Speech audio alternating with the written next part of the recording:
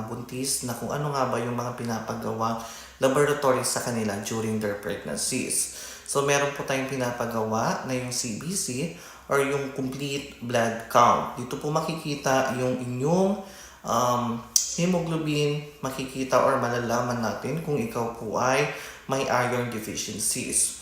So kung may iron deficiencies ka po, alam naman natin na sa loob ng 20 weeks ay pwede ka pang magkaroon ng miscarriage. And iron deficiency is pwede mag-cause ng miscarriage. So we have to correct your hemoglobin or deficiencies during your pregnancies. Pangalawa, ito po yung tinatawag natin urine analysis. Makikita po dito kung ikaw ay mayroong UTI or infection sa urinary tract mo. And then pangatlo, ito po yung may mga fasting na tayong ginagawa.